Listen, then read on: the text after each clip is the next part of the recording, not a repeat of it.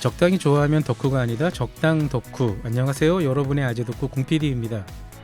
일상적으로 겪는 난감한 상황은 어떤 것들이 있을까요? 바쁜 출근길에 교통카드나 핸드폰을 두고 나온 경우, 아주 어렵고 어색한 자리에서 가끔 겪을 수밖에 없는 급한 생리현상, 길에서 반가운 사람의 뒷모습을 보고 어깨를 툭 쳤는데 남모르는 사람이었을 경우, 특히 아쉬운 얘기를 껄끄러운 상대에게 해야 하는 경우도 그럴 겁니다. 이렇게 곤란한 상황이 아닐 때라도 할 말이 없을 경우 무어라 딱히 묻고 싶은 것도 대답하고 싶은 것도 없을 때도 있을 겁니다. 말하는 건 생각보다 까다롭고 어려운 일입니다.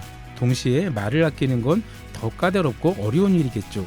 새해 결심으로 말을 잘하고 싶다라거나 어려운 얘기, 아쉬운 얘기도 쉽게 해보고 싶다거나, 아니라면 말을 잘 아끼는 방법을 터득한다거나, 이런 건 어떨까요? 이런 건 대체 누구에게 배울 수 있을까요? 지금 이 방송을 듣고 계신 여러분 스스로입니다. 그리고 그걸 도와줄 아주 멋진 분이 계십니다. 지금 만나겠습니다.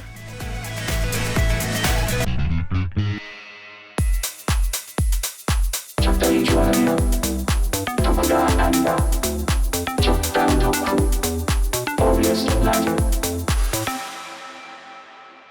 세상에서 제일 멋진 성우 윤소라 선생님 어서 오십시오. 안녕하세요.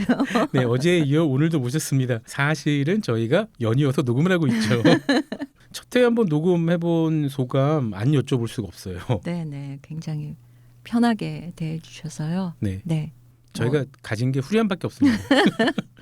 이런 방송이라면 뭐 매주 네. 나와도 괜찮겠다. 선생님 고정하시겠다고 지금 공약하신 겁니다. 네, 저 그럼 매주 하나 코너 만듭니다. 만들어 주세요. 알겠습니다. 되게 좀 멋인데 괜찮으시겠어요? 괜찮습니다. 선생님 되게 생각보다 여기서 멀지 않습니까? 여기는 저희가 녹음하고 있는 OBS 라디오 스튜디오는 수원에 있거든요. 네네. 선생님 댁이 여기서 대충 한 4-50km는 될 것 같은데요? 대중교통으로 1시간 반 걸리네요. 저보다 빠르십니다. 네네. 전 뭐 2시간입니다. 이 정도면 뭐 매일 올 그렇습니다. 수도 있습니다. 알겠습니다. 네. 네, 새해에 선생님과 함께하는 코너를 근데 저희가 진짜 출연료가 박하다 못해. 괜찮습니다. 네. 저 라디오 오디오 콘텐츠 사랑합니다. 아니요, OBS 라디오 사랑해 주세요. 네네. 감사합니다. 사실은 저희가 대본에 그렇게 써놨었거든요. 지금도 선생님의 올해 방년 17세의 폴군이 얌전하게 스튜디오를 지키고 있습니다. 그럴 뻔했죠. 예, 여기서 네. 폴군이 누군지는 또 처음 듣는 청취자분이 계실 거잖아요. 네. 제가 짧게 소개해드리면, 폴군은 선생님이 17년이나 금이야 오기야 바람 불면 날아갈까 애주중지 키워오던 강아지죠. 네. 푸들. 노견입니다. 근데 17년이면 굉장히, 푸들이 그렇게까지 오래 살 수 있는 친구들은 아니잖아요. 그러니까요. 17년이면 굉장히 오래. 제가 원래 푸들만 세 놈을 같이 키웠었어요. 다 똑같이 그 네, 미니어처나 네, 토이 네, 말고 네, 네. 그냥 그 스탠다드 푸들 말씀하시는 거죠? 스탠다드가 아니라 네. 얘네가 거의 그 토이과에 속하죠. 작은 친구였군요. 네네, 5kg 정도 되니까. 네. 그 첫 번째 강아지는 한 4kg밖에 안 되는 애였고, 네. 두 번째 폴이 지금 5kg고, 세 번째 강아지도 푸들이었는데 걔도 한 5kg 정도 되는. 그렇군요. 근데 두 놈이 먼저 갔어요. 아, 이제 얘만 남은 건데 혼자 남으니까 이제 저한테 너무 집착을 해서. 당연히. 근데 그쵸. 아이가 17년 됐으니 눈도 안 보이고 귀도 안 들리고 그러면 맡을 수 있는 건 엄마 냄새밖에 없을 텐데. 맞아요. 네. 네, 너무 당연한 것 같습니다. 그래서 저희가 원래 계획은 선생님이 강아지를 데리고 오신다고 데리고 되냐, 아니 어떻습니까? 여러분 생각해보세요. 만약에 이 자리에 17년 된 늙은 폴군이 있다고 생각해보시고 중간에 보채기도 하고 소리 내겠죠. 아니 뭐 어떻습니까?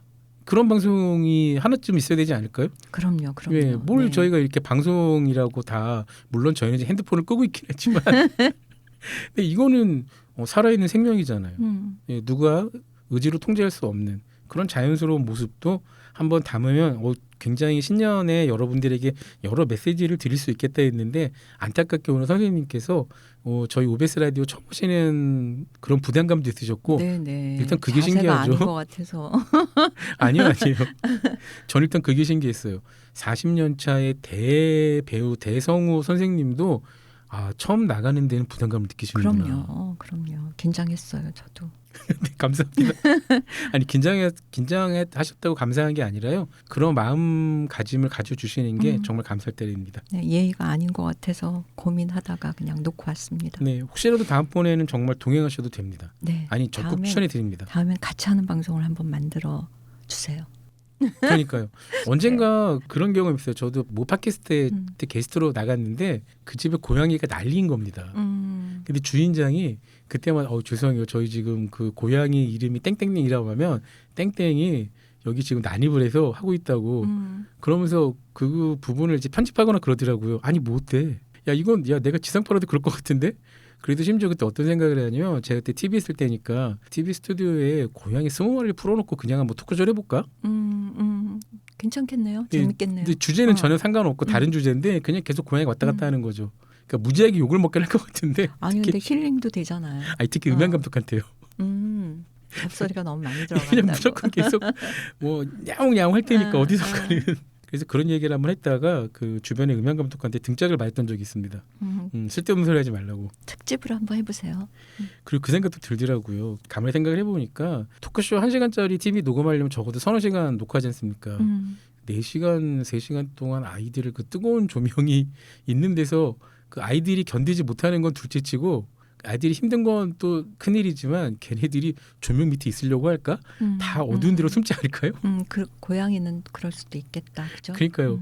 그리고 그 방송 스튜디오가 전선이 되게 복잡하잖아요. 네네. 괜히 그 감전이라도 하나 되면 이거 하면 안 되겠구나 일단 라고. 통제에 문제가 있겠네요. 네, 그래서 접었습니다. 네. 혹시라도 만에 하나 아이 하나 잘못되면 걔는 무슨 죄예요. 그럼요. 예, 제 욕심 때문에 고양이를 다치게 할 수는 없으니까. 잘못하면 동물 학대되고. 그렇죠. 그러면 안 되죠. 네. 사람도 학대해도 안 되고 동물도 안 됩니다. 스스로도 학대하면 안 됩니다, 여러분. 그렇죠. 서로 학대하지 마세요. 저희가 선생님 어제는 그 좀 말을 잘하는 방법, 발성 발음의 중요성에 대해 얘기를 많이 해봤고요. 오늘은 반대 주제예요. 말을 좀 아껴보자. 이런 주제 어떻습니까? 좋죠. 그렇죠. 네. 근데 이런 주제를 하기 전에 적당 덕후라는 게 선생님은 안 들어보셨지만 기승전결도 없고 원래 했던 계획대로 가지 않는 게 특징입니다. 그래서 원래 대본대로라면은 어제 녹음을 하면서 어제 방송분에서 정해진 대본의 1부, 2부를 다 끝내야 되는데 2부는 전혀 건들지도 않았어요. 그래서 2부 얘기를 해보고 자연스럽게 말을 아끼는 방법까지 있도록 해보겠습니다. 저희가 주제가 그런 걸 말씀드렸잖아요. 세상에 좋은 성우가 꼭 필요한 이유. 네. 제가 처음에 이 주제를 들었을 때 선생님은 어떤 생각을 하셨습니까? 굉장히 무거운 이야기였어요. 세상에 좋은 성우가 꼭 필요한 이유? 그렇죠. 반드시. 그러니까 좋은 성우가 있어야죠. 그런데 네. 있어야 할 이유? 이러니까 그 이유를 제가 어떻게 찾아야 되지? 네. 선생님께서 지금까지 하고 계신 활동이 그 이유의 반증이 아닌가? 그렇게 말씀해 주시면 뭐. 어제 방송에서 다 말씀하셨어요. 네. 말하기의 중요성. 좋은 말하기가 얼마나 우리를 편안하게 하고 사람들을 풍요롭게 만드는지 충분히 말씀해 주셨습니다. 처음에 시작할 때 우리가 그런 얘기 했잖아요. 위선에 그쵸. 대한 이야기를 하면서 연기 얘기를 했는데 네. 말하기에서 중요한 게 사실은 연기라는 얘기를 살짝 제가 그때 했던 것 같거든요. 뭐냐면 성우한테 배울 수 있는 말하기의 장점 중에 하나가 연기입니까? 연기라고 생각을 하는 거죠. 표현력, 달리 얘기하면 이제 표현력인데 네. 어떤 단어, 어떤 그 문구를 어떻게 표현하느냐에 따라서 굉장히 많이 모습이 바뀌잖아요. 네. 그런데 이게 이제 의도적으로 내가 원하는 쪽으로 이제 만들어줘야 되는 네. 거죠. 그러기 위해서는 연기 수업이라는 게 어느 정도 일정 부분 필요한 거 아닐까. 그렇군요. 네. 그래서 그런 이제 점에서도? 말씀을 드렸던 거고, 그래서 성우가 필요한 거 같고, 그렇죠. 더더군다나 좋은 네. 성우라면 더 좋겠고. 그렇군요. 답변이 제대로 됐는지는 모르겠으나. 어제 방송까지 잘 연결해 보시면은 네네. 아니 근데 사실 눈치 빠른 청취자분들은 세상에 좋은 성우가 반드시 필요한 이유를 신년 특집 첫 주제로 잡은 거 주제 선정의 행간을 바로 읽으셨을 것 같아요. 네네. 세상에 좋은 성우가 필요한 이유는 곧 세상에 좋은 말하기가 필요한 이유와 완벽히 등치된다고 생각을 네네. 합니다. 그게 단순히 발음 발성만 갖고 해결되는 문제가 그러니까요. 아니기 때문에. 네. 그렇죠. 그러니까 어떻게 생각하면 좋은 말하기란 무엇인지 모르겠습니다만 소통의 문제이잖아요. 맞아요. 커뮤니케이션. 맞아요. 가장 중요하죠. 예, 내가 전달하고자 하는 방법을 있는 그대로 가급적이면 나쁘지 않게. 예를 들어서 요즘 성우들이 일을 할 때 네. 예전에는 다 같이 일을 했어요. 다 같이 일을 했다는 게 어떤 뜻일까요? 그러니까 예를 들어서 라디오 드라마를 한다던가 네. 외화 더빙을 한다던가 그러면 출연진들이 다 모이는 거죠. 한 번에 모여서. 네. 요새는 안 그렇게 합니까? 요즘은 안 그래요. 그럼 한 명 한 명. 요즘은 개인적으로 따로 따요. 그럼 합이 되게 안 맞을 텐데요. 그래서 네. 그래서 제가 말씀을 드리고 싶은 거죠. 뭐냐면 네. 일단은 더빙 같은 경우는 기존 연기자들이 해놓은 소리를 듣고 따라가기 때문에 네. 흉내를 내면 비슷하게 맞아요. 근데 이제 그건 흉내죠. 그러니까 원 외국 배우가 했던 연기를 그대로 따라하니까. 그렇죠. 그렇군요. 그 톤이나 그 네. 감정을 따라가기 때문에 네. 크게 어긋남이 없죠. 그런데 내가 만드는 연기는 아닌 거죠. 나의 해석이 들어갈 수 없는 거죠. 그래서 행여나 나의 해석이 조금 들어가고 나면 다른 사람들 녹음한 거랑 안 맞는 거예요. 그렇겠네요. 굉장히 네. 튀겠네요. 그것만 네, 이질적으로. 네, 네. 반대로 다른 사람이랑 같이 하지 않기 때문에 네. 내가 감정 잡는 게 되게 어려워요. 그러니까 그 연기라기보다는 일종의 통역 느낌이 더 강하겠네요. 그러니까 지금 현재 성우들의 일이 굉장히 제가 생각할 때 불만스러운 게 그 점이거든요. 따로 딴다는 거. 지금 그거는 뭐 제작 시스템의 변화 때문입니까? 아니면은 제작 시스템의 변화고 편하기 때문에 여러 가지로 편리하죠. 그러니까 제작자도 성우들도 그게 더 편하군요. 성우들 입장에서는 시간을 오래 안 뺏기니까 좋죠. 그렇군요. 네. 내 파트만 하고 가면 되니까. 네. 그래서 여러 가지 그런 어떤 편의성 때문에 이제 그렇게 흘러간 건데 양자의 이해감각에 맞은 거네요. 네, 작품의 질을 생각하면 절대 이거는 지양해야 하는 방법이죠. 저는 정말 싫어해요. 그렇군요. 네, 그래서 이 얘기를 또 왜 또 하냐로 네. 이제 넘어가야 되는데 괜찮습니다. 신년이 아주 어울리는 주제 네, 같아요. 대화라는 거, 네. 말이라는 거는 네. 벌써 대화잖아요. 대화, 네, 주고받고 상대가 있으니까 내가 말을 하죠. 맞습니다. 네, 상대가 없이 말을 하는 건 말한다고 볼 수 없잖아요. 벽 보고 말하면 병원 가야죠. 네. 그래서 상대가 있기 때문에 잘 말한다는 거는 상대와 잘 맞춰주는 말이 잘 말하는 일단 기본적으로 거죠. 상대를 리스펙해야 되는군요. 네. 그래서 내가 말할 때 상대의 반응, 내가 말할 때 상대의 어떤 표현, 네. 내가 말할 때 상대의 감정을 생각해가면서 이제 말하자면 서로 주고받고를 해야 그쵸. 잘 말하기가 되는 거죠. 맞습니다. 우리는 지금 챗 GPT와 이야기하고 있는 것이 아니기 때문에. 근데 대부분의 사람들이 나만 말하는 경우가 많아요. 나만. 그렇죠. 네. 이거는 달리 얘기하면 책을 잘 읽는데도 이게 통용이 되는데. 그렇습니까? 네. 책을 읽을 때 그 책의 어떤 문장에서 반응을 내가 생각을 하는 거죠. 의미와 반응. 그래서 요 문장을 얘기할 때 누군가가 반응을 보인다는 걸 내가 상정을 하는 거죠. 책을 읽으면서 독자도 우리가 한 명의 독자가 아니라 그 작품 속에 들어가기도 하고 네. 제3자가 되기도 하고 작가의 심정이 돼보기도 한다는 이런 말씀이신 것 같아요. 네. 일단은 작가가 이 글을 이 문장을 왜 썼을까를 또 생각을 하는 거예요. 그러니까 앞에 문장에 어떤 감정이 들어갔길래 네. 이 다음 문장이 생기지를 네. 생각을 해보는 거죠. 그러면 그 문장의 느낌이 달라져요. 내가 읽는 느낌이. 우선 첫 번째로 굉장히 책 읽기에 몰입을 해야 가능한 것 같아요. 맞아요. 그래서 작가의 의도, 네. 심지어 여기 출연하는 그 글에 출연하는 사람들의 어떤 감정, 네. 그 사람들의 반응 이런 걸 생각해가면서 문장을 읽어야 되는 거죠. 심지어 작품을 대할 때도 그럴 텐데 실제 살아있는 사람과 대화를 할 때는 네네. 그것보다 훨씬 더 복잡한 상호작용이 일어나겠죠. 그렇죠. 그래서 상대의 반응을 무시하고 이야기를 하는 건 대화가 네. 아니에요. 그건 좋은 말하기가 아닌 거죠. 그렇죠. 그건 뭐라 그래야 돼요. 요새 일진들이 하는 말투나 아니면 꼰대 상사가 네네. 나 때는 말이야 그거밖에 떠오르질 않는데 그러고 보면 정말 좋은 대화가 실종된 세상이긴 하네요. 네네. 많이 들어야 되고요. 네. 상대가 말하는 걸 듣고 내가 말을 해야 되잖아. 그렇죠. 네네.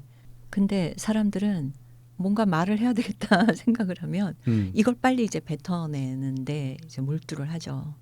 대부분 그렇죠. 네. 저도 그럽니다. 그게 뭐 예를 들어서 지금 같이 프로그램을 진행을 한다던가 이럴 땐 상관없어요. 내가 일단 어쨌든 얘기를 해야 될 몫이 있으니까.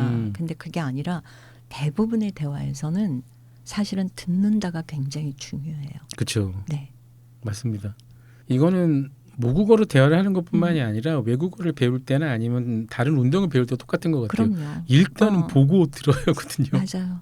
그거 없이 난 일단 신나게 달릴 거야. 넘어져. 다친다. 딱 그건데 역시 이게 연륜에서 나오는 바이브라고 표현하겠습니다. 네. 그런 게 아닐까 생각이 드네요. 선생님이 소셜 미디어에서 이런 말씀해 주셨어요. 전 그 말이 굉장히 딱 가슴에 화살이 날라 꽂힌 것처럼 팍 꽂혔는데 좋은 말에는 주술적인 힘이 있다. 네. 말 자체에 힘이 있죠. 어떤 뜻입니까? 주술적인 힘이라는 건? 말로 뱉는다는 건 생각에서 나오는 거잖아요. 그쵸? 그죠? 거기에 마음도 있을 거고. 그래서 계속 말을 하다 보면 이게 힘이 생기는 것 같아요. 그래서 현상이 되는 것 같아요. 아까 네. 잠깐 얘기를 했는데 생각에서 말이 나오잖아요. 네네네. 근데 말이 생각을 지배한다는 거와 맞는 거죠. 이게 그러니까 선생님 이게 주술적인 그런 힘이 있다. 거죠. 이게 무슨 뭐 양파에게 음. 너는 예뻐라고 해서 양파가 잘 자란다 그런 주술적인 일 말씀하시는 게 네, 아니라 그게 아니죠. 조금 마음에 안 드는 친구가 있더라도 너는 잘할 수 있어. 음. 아니야, 너 실수는 할 수 괜찮아. 넌 할 수 난 있어. 네가 좋아. 난 네가 이뻐. 너가 실수를 계속했지만 난 그렇죠. 너가 싫지 않아. 넌 언젠가 잘할 거야.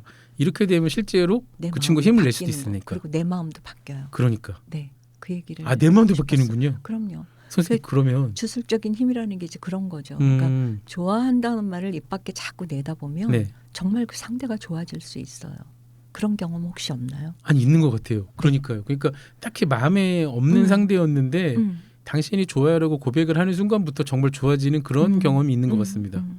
그렇군요. 진짜 말하기에는 주술적인 힘이 있네요. 네네. 그래서 나쁜 말보단 좋은 말을 네. 더 많이 하는 게 옳죠.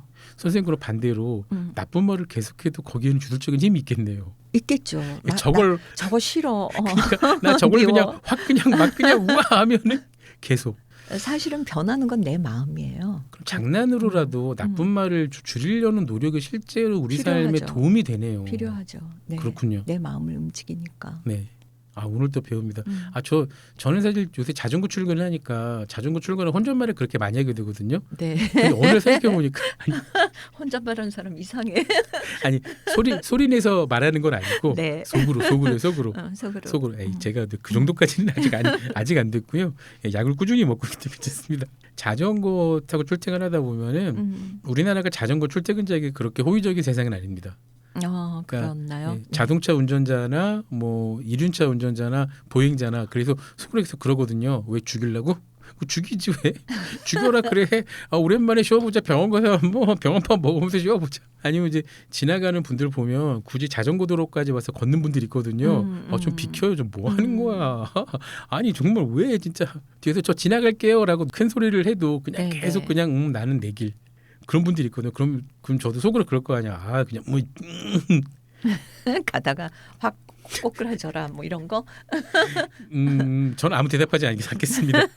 근데 생각을 해보니까 그렇게 몇 달 동안 지내면서 그러다 보니까 지나가는 모든 운전자와 보행자를 미워했던 것 같아요. 저는 심지어 그 말을 입 밖에 꺼내지도 않았는데 생각만 했음에도 불구하고 네네. 오늘 퇴근길부터 바꿔보겠습니다. 바꿔보세요. 선생님 죄송하지만 조금만 비켜주지 않겠습니까? 라고 속으로도 해볼게요. 많이 바쁘시군요. 뭐 이러면서. 알겠습니다. 네. 노력해보겠습니다.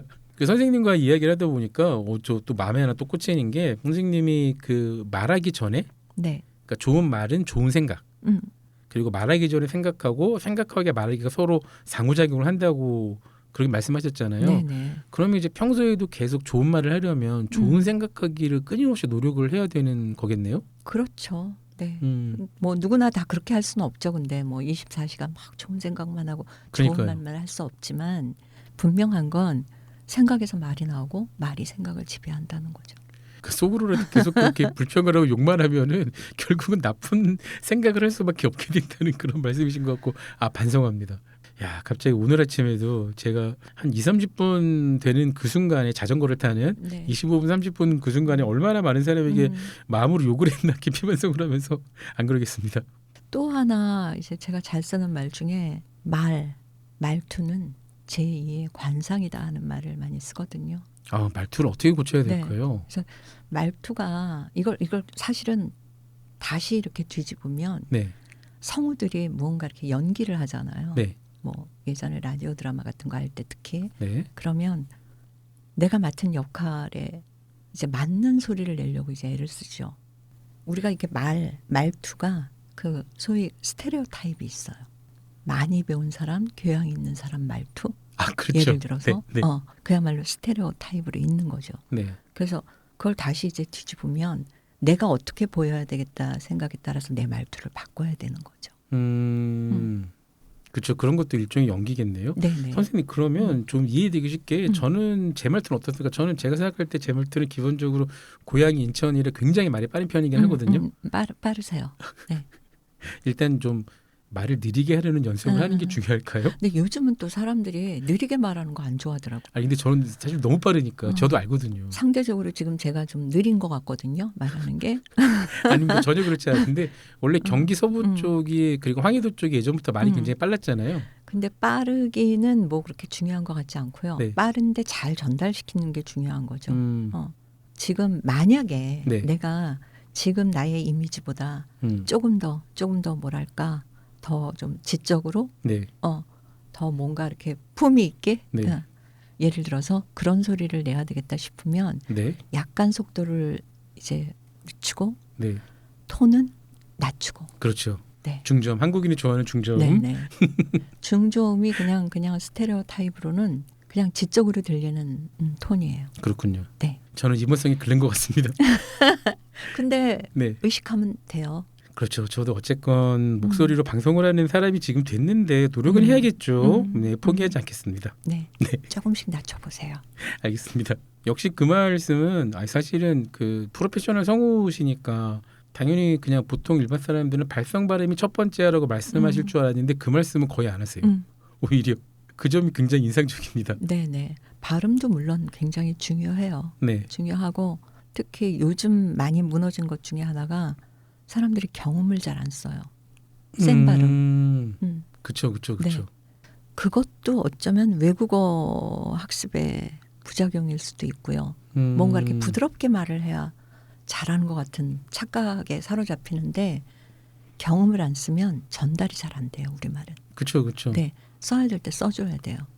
그렇죠. 우리는 그렇죠. 경음, 치찰, 파찰이 다 명확하게 구분이 네, 되는 음소를 가지고 있기 때문에 그건 노력해야죠. 그렇군요. 그런 영향도 있을 수 있겠군요.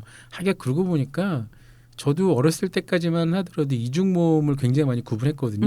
근데 저도 지금 그 외국어의 외와 너 왜 그래 외가 거의 구분 못하고 발음을 하고 있어요. 지금 듣는 사람도 구분 잘 못해요. 이제 조만간 없어질 거예요. 그거는. 그렇겠죠. 네. 없어질 것 같아요. 그러니까 내가와 내가도 저도 한 20년 전까지는 비교적 그 지방 친구들이 잘 구분을 못했잖아요. 특히 경상도 친구들. 네네. 그랬을 때 굉장히 놀렸거든요. 야 들어봐 뭐야. 근데 저도 지금 그 구분 안 하고 발음한 지 20년 넘은 것 같습니다. 네. 그렇게 말하니까 또 약간 속을 퍼지네요. 하지만 언어는 생물이니까. 아니 뭐 이미 우리가 중세국어에서 가지고 있던 음가 4개는 완전히 소실됐지 않습니까? 네네. 지금 우리 순경은 비읍 제대로 발음하는 사람 아무도 없잖아요. 아래아도 그렇고 그런 거니까요. 뭐. 그러나 그래도 될 수 있으면 노력은 하자. 네. 맞습니다. 오른쪽으로 계속 좀 밀고 가보자. 선생님 말씀처럼 최소한 공적인 글쓰기에도 공적 글쓰기는 분명히 다르잖아요. 그럼요. 그러니까 내가 일기를 쓰거나 뭐 친구한테 편지를 보내는 게 아닌 이게 공문의 형태를 지닌 공적 글쓰기가 사적 글쓰기와 다른 것처럼 공적인 말하기도 사적인 말하기와 다르다는 것은 저도 완벽하게 동의할 것 같습니다. 당연합니다. 맞습니다. 선생님 여기까지 말하다 보니까 저희가 일부가 다 끝났어요. 네. 정말 빠르죠? 네. 바로 그럼 저희 2부에서 이어보겠습니다. 적당히 좋아하면 덕후가 아니다. 적당다쿠 OBS 라디오. 이번 시간에는 저희가 드디어 그 얘기를 해봐야 될 것 같아요. 좋은 말하기만큼 중요한 말을 최대한 아끼는 방법. 사실 이게 제일 어려운 거 아닙니까? 그렇죠. 네. 자기가 말을 끊어야 될 때를 정확히 알고 있다는 거는 아까 일부에서 선생님이 말씀해 주셨던 것처럼 맞아요. 남의 말을 잘 들어야 할 수 있는 기술 같아요. 그리고 내가 말하는 것도 들어야 돼요. 그 생각을 못 해봤는데 정말 그러네요. 그럼 선생님 우리가 흔히 지하철이나 네. 술집에서 흔히 듣는 그 고성 반가 들은 자기 소리를 안 들어도 생기는 겁니까? 안 들어서 생기는 거죠. 그렇군요. 네. 대부분의 사람들이 의외로 말할 네. 때 자기 소리 안 들어요. 그렇죠. 네. 잘 말하려면 내가 말하는 걸 들으면 돼요. 내 목소리를 잘 들으라는 거는 지금 내 목소리의 레벨, 발화뿐만이 아니라 이게 TPO에 명확히 어울리는 것인지 혹은 지금 내가 내 목소리로 다른 사람들을 괴롭게 하는 것은 아닌지 내가 그런 것까지 발음이 다. 어디가 꼬이지 않는지 그렇군요. 그것까지. 그건 정말 힘든 것 같아요. 소리 듣는 거는 굉장히 중요한 방법이에요. 그렇군요. 네, 중요한 팁이고. 그 생각은 해요. 그러니까 뭐 내가 프로페셔널은 아니겠지만 아마추어가 도달할 수 있는 지점까지는 가보자. 그럼요. 네. 네, 화이팅. 그래도 제가 지금 부끄럽지만 마이크 앞에 서는 거 아닙니까? 사실은 PD들 되게 샤이하잖아요. 의외로. 카메라 앞에 서는 건 지금도 굉장히 싫어합니다. 네. 너무 부끄러워요. 생긴 거니까 생겼지만. 그리고 선생님께서 평소에 소셜미디어에 올리셨던 많은 글들을 보면 네. 저도 여기에 대해 100% 공감하는 건데 말하기가 어렵다고 하는 사람들이 많이 있잖아요. 이 사람들이 말솜씨가 부족하다기보단 자신만의 콘텐츠가 없어서 그렇다. 이게 외국어에 대한 착각하고 되게 비슷한 것 같아요. 사람들이 외국어 공부를 열심히 했는데 외국 사람이 오면 할 얘기가 없다 그러잖아요. 제가 그럴 때만 자신 있게 하거든요. 야, 너가 외국어를 못하는 게 아니라 너가 외국어를 할 얘기가 없어서 그래. 너 뭐 얘기할래? 그 사람이랑. 그래, 할 얘기 없어서 그런 거라니까. 콘텐츠가 없기 때문임을 그 말 실력이 부족하다고 생각하는 것 같아요. 근데 이걸 우리말로 바꿔보면 우리도 우리말을 잘 못하겠다는 거는 우리말 실력이 부족한 건 아니잖아요. 심지어 그 친구들 공부도 잘하는 친구들 많아요. 수능 뭐 국어 이런 거 다 1등급 최소 2등급이었습니다. 근데 말을 못해. 그러면 말 실력이 부족한 게 아니라 자신의 콘텐츠가 부족해서 생기는 문제가 아닐까라고 생각하거든요. 그런 것도 있지 않나요? 말은 잘하는데 글은 네. 못 쓴다던가.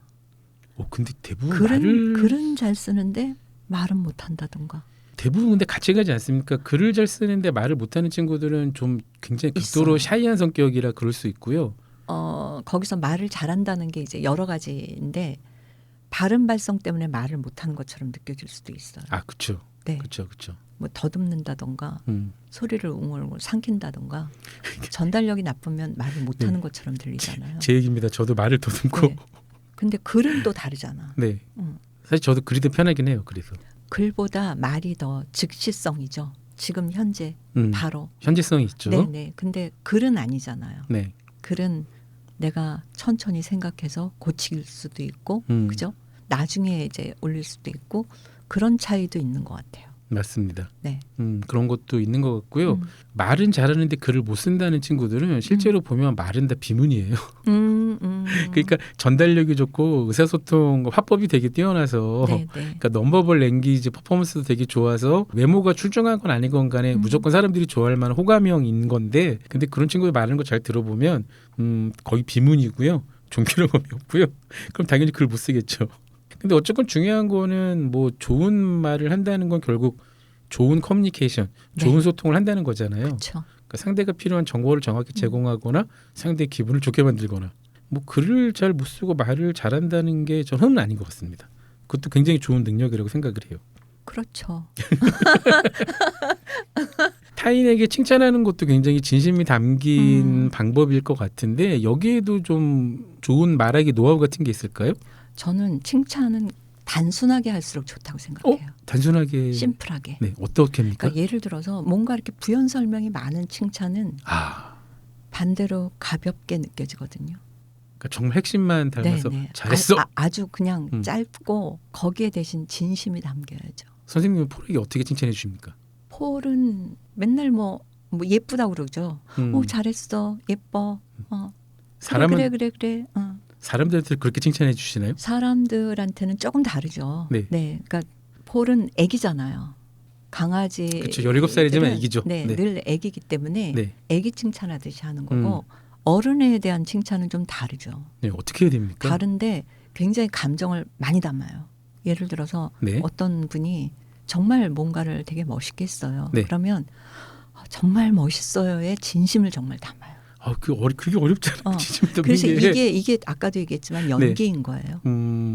그걸 왜냐하면 배워야겠군요. 가지고 있는 거를 극대화해서 보여주는 거잖아요. 그래서 극대화할 수 있는 기술을 배우는 거죠.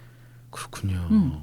근데 저는 길게 칭찬하는 거는 아니라고 봐요. 뭔가 이렇게 말이 길어지잖아요. 네. 허점이 생겨요. 그렇죠. 네, 공허해지고. 맞습니다.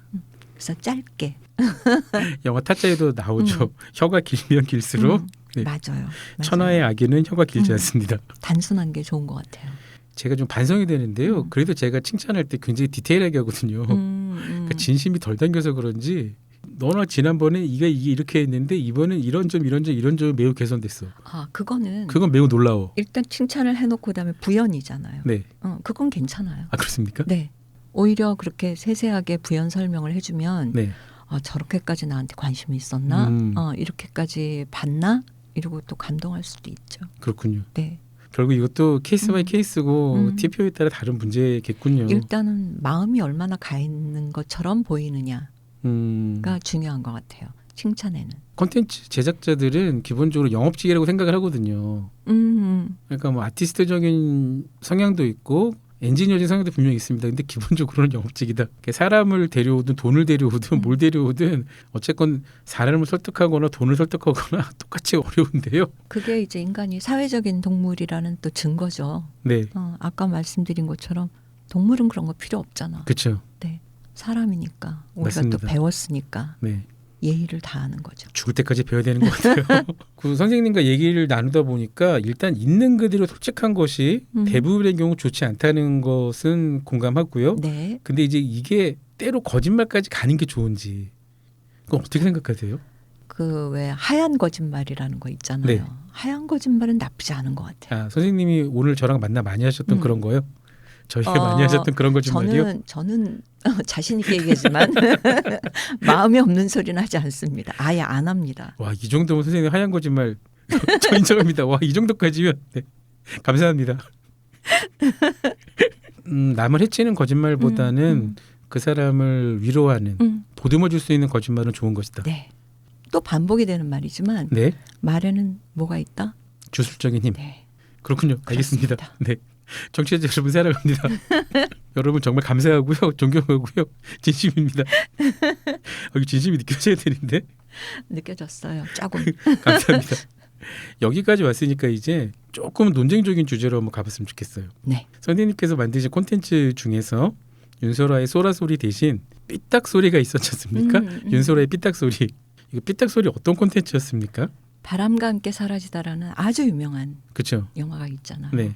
그 영화를 어느 날부터 음. 누군가가 SNS에 여러 가지 짤들을 모아서 그걸 분석하는 컨텐츠를 만든 거예요. 근데 정말 내용이 훌륭하더라고요. 그렇죠, 그렇죠. 우리가 흔히 그냥 바람과 함께 사라지다를 어떤 그 불굴의 그 어떤 여인의 투쟁, 네.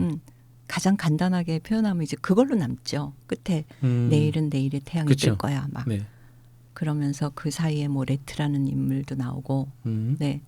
근데 이 사람은 그거를 당시의 정치적인, 당시의 사람들의 어떤 이념, 통념, 영화 제작하는 그 당시의 환경, 뭐 여러 가지를 다 그렇죠, 그렇죠. 네, 아우러서 글을 올리기 시작한 거예요. 약간 삐딱하게, 그러니까 이를테면 오즈의 마법사가 꿈과 낭만과 환상이 가득한 동화로 해석하지만 많은 사람들은 그걸 초기 미국 자본주의에 대한 우화로 해석하는 사람들도 있고요. 그렇죠. 그런 느낌으로 바람과 함께 사라지다를 해석한 거고. 그 인물에 대한 네. 어떤 해석이 특히 이제 그런 게 많았어요. 근데 너무 재미있어서 제가 어느 날 제안을 했죠.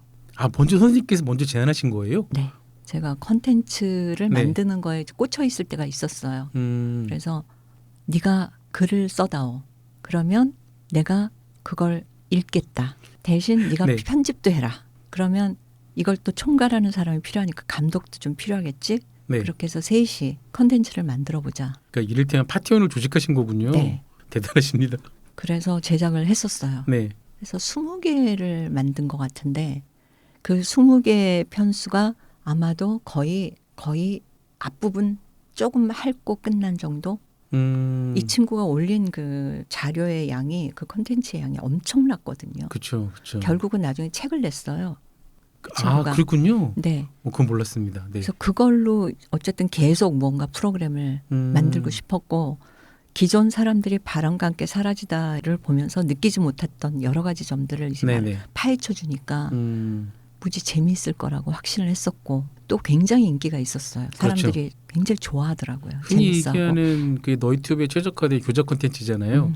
그냥 냅두더라도 계속 연금처럼 조회수가 꾸준히 올라가는. 그럴 수 있었던 정말 돈을 벌 수도 있었던 아니요. 엄청나게 뉴미디어 생리를 조금 아는데 네. 못 보십니다. 그런가요? 네. 아니 너무 잘 같은데. 아시잖아요. 그게 원조 조건이 너무 복잡하게 얽혀 있어서. 물론 그래서 안 됐다는 얘기를 이제 하려고 하는 거죠. 네. 네. 시작은 이제 그런 마음으로 시작을 했는데 네. 저는 바람과 함께 사라지다 영화 제작이 50년이 지났기 때문에 네. 저작권에서 자유로울 거라고 생각을 했던 거죠. 인접 저작권은 다 살아 있습니다. 그러니까요. 네. 아니 그럴 수 있죠. 저도 수없이 당해본다면 깨달은 거고요. 이게 막 맨날 허구한 날 깨지고 금지되고 막 이러는데 미치겠더라고요. 흔히 얘기하는 노란 딱지. 음. 네, 노딱이 막 붙는 거죠. 아예 그냥 방송 자체가 안 되는 거예요. 올릴 수가 없게 되는. 그 너튜브가 정말 얄미운 게요. 네. 그게 사람이 검열을 하는 게 아니에요. 차라리 사람이 검열을 하면 맞아요. 이게 한국 사람인지 미국 사람인지 그럼 내가 통화를 하든가 메일을 그러니까. 보내서 설명해도 할 텐데 얘는 그냥 AI예요. AI가 걸렸네. 너 잠깐 정지. 뭐 수익 창출 정지. 잠깐 채널 정지. AI한테 편지를 보내면 AI가 그것 들고 판단을 하고 그게 해석하기 어려우면 그때 인간이 뒤에 등장합니다. 그러니까 거기까지 뭐 두세 달 걸릴 때도 있어요. 그럼요. 네. 그러면 뭐 흔히 얘기하는 계정 폭파된 거죠. 그런 걸 겪으신 거군요. 그래서 그렇게 막 꿈과 희망에 지친 거죠 이제. 그럼 지금 다시 부활할 가능성은 거의 부활을 했으면 좋겠어요. 지금이라도. 그렇군요. 뭔가 이렇게 근데 이미 그 작가가 손을 들었고요. 그렇군요. 하긴 네. 그러면 뭐 근데 작가를 다시 좋은 환경을 만들면 작가는 꼬셔올 수 있어요. 그 작가는 자꾸 이제 이게 걸리니까 힘들었던 건데. 정말 안타깝게도 수익 창출 구조가 없으면 투자자가 안 나타날 거고요. 네. 그럼 결국은 이제 그 작가님이나 선생님이 다른 걸로 돈을 많이 버셔가지고 그냥 이거 우리가 취미 활동으로 해보자 아니면 맞아요. 제가 그냥 작가한테 막 원래 얼마씩 주고 그쵸. 막 이러고 할 수 있으면 모르겠는데 여기까지 말씀을 드리면 청취자 여러분들이 대체 윤소라의 삐딱 소리에 나오는 바람과 함께 사라지다가 뭔데라고 하실 수 있잖아요. 네. 여러분 너튜브 찾아보십시오. 소라 소리에 같이 올라가 있습니다. 네, 거기 재생 목록이 있으니까요. 굉장히 재밌어요. 그리고 생각보다 정말 고퀄입니다. 저는 처음에 인트로만 들었을 때 아니 그 선생님이 방송국 놈들하고 뭘 만드시나? 약간 퀄이 약간 그런 퀄이라서 심지어 녹음은 저희 집에서 한 거예요. 집에 그렇게 좋은 마이크를 쓰십니까? 좋은 마이크 아니에요. 여기 그거군요. 명필은 붓을 가리지 않는다는 게 무지 싼 마이크인데 명필은 붓을 가리지 않는 게 그런 뜻이었군요. 그걸 이제 제가 녹음을 해서 음. 던져주면 작가가 이제 온갖 영상과 짤과 이런 그러니까요. 거를 편집도 그렇고 편집하고. 되게 고생한 흔적이 그렇죠. 네, 굉장히 좋은 프로그램이라고 생각을 했었고 사람들 반응도 좋았고 맞습니다. 그건 정말 작품이죠.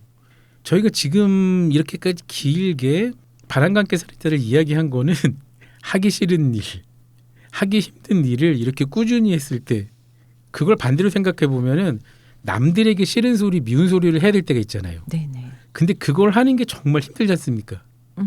힘들죠. 예, 이런 거 어떻게 좀 쉽게 하는 방법이 있을까요? 없는 것 같아요. 참고로 저도 지금 제가 남들의 싫은 소리를 되게 잘하는데 잘하는 게 어쩔 수가 없어요. 저는 항상 언제나 제작비가 부족한 회사에서만 주로 일을 했고 그러다 보니까 대형 제작사들의 PD들보다 저는 더 근면성실하고 네. 더 많이 무릎을 꿇어야 했습니다. 그래서 제가 농담처럼 저는 이제 관절이 없다는 얘기를 많이 하거든요. 슬프네요. 아니요, 그게 어떻습니까? 뭐 제가 생각할 땐 저의 자부심인데요. 오히려 관절 어떻게? 언제든지 꿇을 수 있다. 관절이 불쌍해. 정말 그렇게 꿇어야 될 때 꿇을 수 있는 것도 대단한 네, 일이에요. 아니 뭐 이게 네, 맞아요. 전혀 부끄럽지 않고요. 네. 제작비가 적어요, 출연료가 적어요, 사례가 적어요. 이런 얘기를 연기자, 출연자뿐만이 아니라 스태프들한테 다 해야 되잖아요. 그러니까 모두를 이제 갑이나 을로 모시고 저는 병과 정 사이의 부원 이렇게 사는데 그래서 저는 그게 훈련이 돼서 그런지 남들한테 싫은 말을 하는 게 의외로 잘하더라고요. 그 가격 협상도 뭐라 그럴 때 근데 저 이거밖에 없는데요. 그냥 담담하게 어떡해요. 저 이거밖에 그거 못 드린 데가 중요해요. 아니라 담담하게. 죄송한데 저희가 가난한 회사라서요. 이제 예산은 이게 맥시멈입니다. 그럼 오히려 그거밖에 안 돼요? 너무 적은데? 죄송해요. 저희 가난해서요. 그럼 의외로 담담하게 받아들여 주시더라고요. 잘하고 계시는데요. 뭐. 근데 예전에 못했는데 그게 이제 습관이 되다 보니까 지하철이나 공공장에서 이렇게 무례하게 하는 사람들 있잖아요. 네네. 왜 떠들어요? 그런 게 아니라 선생님 이어폰 없으세요? 이어폰 하나 빌려드릴까요? 아저씨 좀 시끄러운데요. 아니 그런 거를 굉장히 자연스럽게 선생님 이어폰 없으세요? 근데 이제 다행인 게 제가 생긴 게 이러니까 대부분 다 화들짝 놀라시면서 시끄러워요? 조금요? 그렇게 이제 싫은 소리를 웃으면서 하게 되더라고요. 근데 이거는 저처럼 약간 험악하게 생긴 사람들이나 가능하고 좀 제가 남들보다 체격도 있고 무력이 있어 보니까 그런 거지만 보통 사람들은 특히 여성들은 되게 어려운 거지 않습니까? 네네. 근데 어렵죠. 그쵸 그런 분들도 싫은 소리를 해야 될 때는 어떻게 해야 될까요? 그러니까 일단은 굉장히 어려운 얘기예요. 정말로. 어렵죠. 이게 공식적인 자리, 그러니까 네. 공식적이라는 게 꼭 뭐 거창한 게 아니라 어느 정도 조건이 갖춰진, 그러니까 이 사람도 검증이 된 사람, 뭐 나도 검증이 그쵸. 된 사람, 그런 사람들끼리 붙어 있는 상황이면 상관없는데 네. 지금 말씀하신 것처럼 뭐 전철 안에서 이상한 행동을 하는 사람이라든가 이런 사람한테 싫은 소리를 여자가 이건 정말 어려워요. 아 여러분 일단 권하는 거 아닙니다. 그렇게 해서 트러블을 만드실 필요는 없어요. 일단 조금이라도 위험하거나 무리한 상황이 보이면 피하시는 게 제일 좋긴 합니다. 여자는 거의 못한다고 봐요. 그렇군요. 네, 제가 몇 번 해봤는데요. 죽어라 하고 쫓아오면서 난리를 치더라고요. 그런 생활 만들면 안 되죠. 네, 그래서 여자들은 그냥 웬만하면 피해가야 될 것 같고 그 외에 싫은 소리를 해야 될 때는 그 싫다는 게 네. 아까 말씀하신 것처럼 제작비가 없어요. 이런 거 네. 안타까운 그런 사건. 거는 그냥 단순히 싫은 소리다 하고 표현하기는 좀 애매한 상황이죠. 여기에서 싫은 소리라는 게 뭐 상대를 공격한다던가 네. 너 뭔가 잘못했다던가 음. 지적을 한다던가 이런 것도 싫은 소리일 수 있잖아요. 그렇죠. 그죠? 지금 말씀하신 게 앞에 것만은 아닌 것 같아서 제가 이제 부연 설명을 하는데 최대한 이것도 간결하고 솔직하게 하는 게 좋은 것 같아요. 아 어렵군요. 네. 사실 이게 마땅한 스킬이나 기술이 있다면 그걸 습득하면 좋은데 제일 어려운 게 그거잖아요. 없어요. 특별한 거 다른 건 없는 것 같고요. 김연아가 후배들한테 하는 말 같아요. 턴 힘들어. 열심히 돌면 돼. 그런 말 같아요. 근데 거기에 이제 예를 들어서 이런 걸 붙이면 얄미운 거죠. 너 그거 안 돼? 이러면 안 되는 거지. 그러니까요. 박지성이 너 그거밖에 못 달려? 열심히 뛰면 되잖아. 그런 얘기 그러니까 같아요. 이렇게 하면 돼. 그런데 너 왜 그게 안 돼? 이러면 안 되고 앞에 이렇게 하면 돼 하고 얘기해 주는 것까진 좋은 거죠. 일단 톤이 달라야겠군요. 진심을 담아서 와 네. 이게 제일 어려운 얘기. 어려운데 그냥 단순한 게 사실은 어디에나 좋은 것 같아요. 간결하고 단순한 게. 사실 고수들만이 가능한 거잖아요. 그거. 근데 우리는 대부분의 사람들은 고수가 아니니까 네. 뭔가 비법이 있었으면 좋겠고 근데 세상에 그런 건 존재할 리가 없고. 네. 그리고 10개의 싫은 말을 했으면 네. 사실은 9개는 대부분 후회가 돼요. 그래서 저는 싫은 말은 안 내뱉는 게 더 좋은 것 같아요. 그렇죠. 사실 하지만 그럼에도 불구하고 꼭 맞서 싸워야 한다거나 그렇죠. 네. 나의 싫은 걸 억울한 걸 혹은 참기 못하는 걸 전달해야 될 때가 있지 않습니까? 그럼요. 그럴 때는 어쨌건 하긴 해야 되잖아요. 해야죠. 최대한 그냥 심플하게 해야죠. 심플하게. 그리고 그게 상대방이 아닌 나 자신일 때도 있지 않습니까? 스스로에게 쓴소리가 필요할 때. 아니 본인도 사실 느끼지 않나요? 그죠. 왜 내일에 나에게 다 맡겨놓고 어제의 나 이 자식 이럴 때 있지 않습니까? 많죠. 그럴 때는 어떻게 해야 됩니까? 뭐 그렇게 후회하다가 또 하루가 가고 그게 반복을 하면서 많이 후회를 하다 보면 조금 고쳐지긴 하겠는데 어려워요. 저라고 뭐 딱히 특별한 방법이 있겠습니까? 야, 이렇게 선생님처럼 베테랑, 그러니까 한 가지 업에 40년 이상을 정진해 오신 분도 어렵다면 저도 그냥 엄청 실수하고요. 네. 엄청 후회하고요. 그래요. 인생 자체가 후회인 것 같아. 어느 때 보면. 이게 약간 위로가 되기도 하면서 아니 선생님도 저러시는데 우리는 뭐 그냥 그래 살자 대충 그럼요. 하면서도 이게 역시 인간은 어쩔 수 없는 것인가 하는 대신 좀 과거를 통해서 오늘 배우는 게 중요한 것 같아요. 같은 거를 반복 안 하는 게 중요한데 근데 또 인간이 또 어리석죠. 바보 같아서 인간은 반복을 어리석고 해요. 똑같은 실수를 네. 반복하죠. 네. 그러니까 인간이긴 합니다. 아이고 저희 신년 특집인데 좋은 얘기도 그러니까 해야 되는데 희망찬 이야기를 해야 되는데 어떻게 생각해 보면요, 그렇죠. 인간이고 신년이라고 해봐야 뭐 달라지겠어요? 그냥 365일 중에 하나일 뿐. 이왕 저지른 거면 거기에 너무 이렇게 깊이 침잠 안 하면 좋을 것 같아요. 지나간 실패에 연연하지 말자. 네. 라는 말 같습니다. 네. 선생님은 혹시 스스로를 취업하는 스스로를 좀 위무하는 힘을 내게 하는 그런 주문 같은 말이 있을까요? 사람을 지탱하게 하는 네, 어떤 힘을 겁니까? 내게 하는 건 결국 사랑 아닌가 사랑. 하는 생각. 그러니까 저 같은 경우는 이게 또 지극히 한쪽에 쏠려서 우리 포를 책임져야 되겠다는 어떤 그 마음. 이게 사랑이 그냥 사랑이 아니라요. 책임이 있는. 죄송한데 그거 일종의 사명감 같은 거 아닙니까? 폴 정도면 지금이면 크게, 크게 얘기하면 뭐 네. 사명감이 될 수도 있겠죠. 네. 저는 이제 폴이라고 이렇게 찍어서 얘기한 거지만 네. 그러니까 폴이라는 존재는 제가 돌봐줘야 되는 존재고 제가 아니면 아무것도 할 수 없는 아이고 그래서 이 아이한테 무언가를 해야 되는 일이 나의 오늘을 이제 말하자면 결정하는 거죠. 네, 결정해주고 이끌어주는 거죠.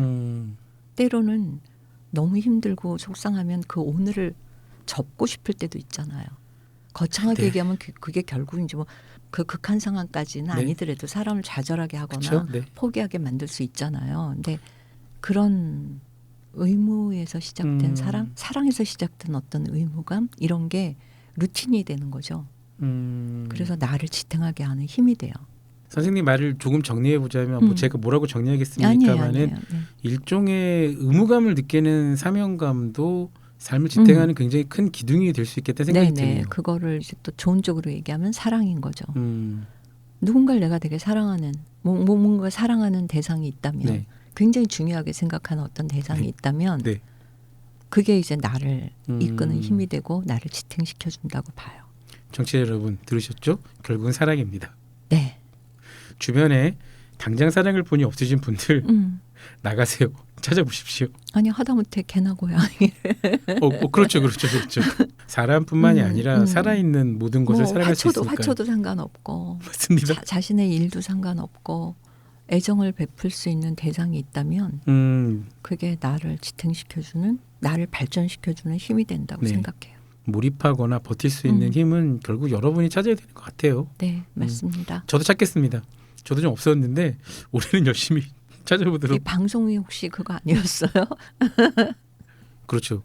저는 이제 적당 덕후가 굉장히 재밌는데 제가 지금 하는 일은 저도 이거 몇 번 방송에서 얘기했던 것 같은데 제가 하고 있는 모든 업무의 최우선이가 지금 적당 덕후거든요. 네. 다른 일들이 많아서 적당 덕후는 근데 즐겁습니다. 재밌잖아요. 네, 맞습니다. 선생님, 어느덧 시간이 살짝 또 지났네요. 네. 신년 저희 적당 덕후 신년 첫 방송이니까 굉장히 형식적이긴 합니다만 듣는 청취자들에게 덕담 한마디? 일단은 건강하세요. 건강해야죠. 네, 건강을 잃으면 정말 다른 거 아무 소용이 없더라고요. 네. 그냥 건강이라는 건 그야말로 목숨하고 가장 가까이 있는 게 건강 아닌가요? 그렇죠. 네. 맞습니다. 근데 세상에 내가 없으면 뭐가 중요하겠어요? 지금 이 말씀은 얼마 전에 응급실에 갔다 오신 윤설아 선생님의 경험을 바탕으로 여러분께 드릴 말씀입니다. 진정성이 실려 있죠. 여러분 건강관리 잘하세요. 네. 정말 좋은 덕담입니다. 감사합니다. 윤소라 선생님과 함께한 2시간 여러분 어떠셨는지 모르겠어요. 일단 여러분은 잘 모르겠고요. 저는 저 나름대로 얻은 깨달음이 있습니다. 제가 얻은 깨달음만큼 여러분이 어떤 걸 깨달았는지는 여러분 마음이겠죠. 하지만 분명히 여러분 마음속에도 무언가 작은 불꽃이 어렴풋이 피어나고 있음을 저는 멀리서나마 조금 느끼고 있다고 감히 말씀드립니다.